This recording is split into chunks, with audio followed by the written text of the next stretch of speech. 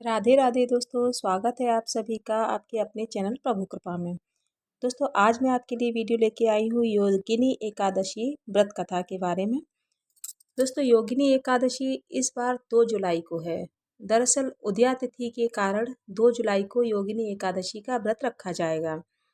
दोस्तों, वैसे तो महीने में हर बार 2 एकादशी आती हैं, एक शुक्ल पक्ष की एकादशी, एक कृष्ण पक्ष की एकादशी।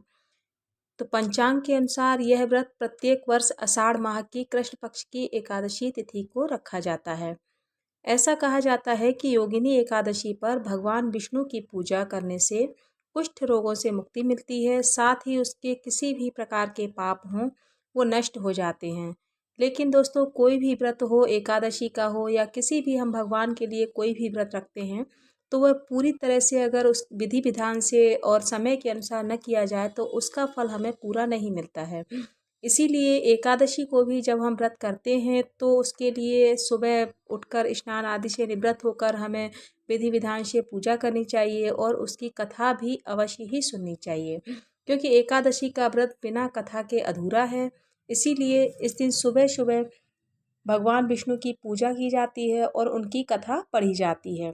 अगर आप पढ़ नहीं सकते तो आप कथा को सुन के भी उसका फल प्राप्त कर सकते हैं और फिर उनके व्रत का संकल्प लिया जाता है।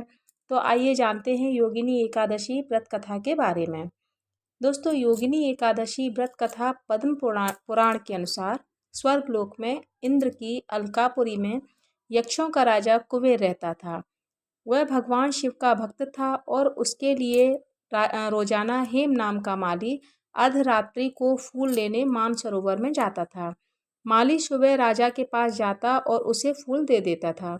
एक दिन हेम माली रात को फूल तो ले आया, लेकिन वह अपनी पत्नी विशालाक्षी के प्रेम में वशीभूत होकर घर पर ही आराम के लिए रुक गया।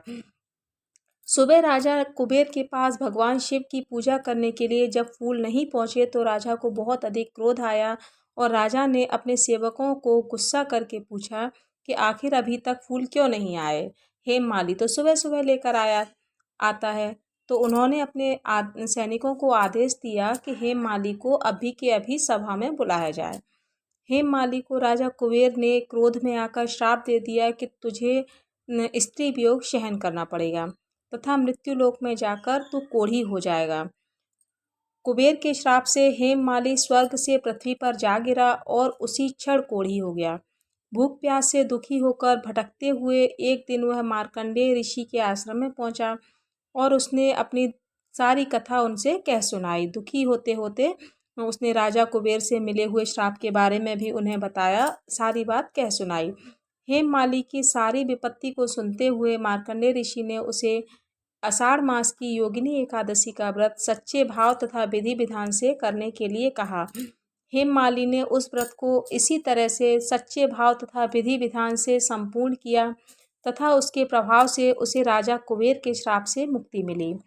दोस्तों, जिस तरह से हेम माली को राजा कुबेर के श्राप से मुक्ति मिली, उसी तरह से अगर आप भी अपने सारे पापों को नष्ट करना चाहते हैं और सभी पापों को नष्ट करने के लिए ये योगिनी एकादशी बहुत ही ठीक है, क्योंकि सभी पापों को नष्ट करने के लिए आपको अवश्य ही योगिनी एकादशी का व्रत करना चाहिए, भगवान विष्णु की पूजा करनी चाहिए और व्रत का संकल्प जरूर लें। दोस्तों, कोई भी एकादशी का आप जैसे व्रत रखते हैं तो उसका संकल्प लिए बिना व्रत अधूरा माना जाता है। संकल्प आप कैसे लेंगे? संकल्प आप हाथ में जल लेकर भगवान जी से प्रार्थना करेंगे, विष्णु भगवान जी से कि हे विष्णु भगवान, हे राम भगवान, कृष्ण भगवान, वो सब एक ही हैं।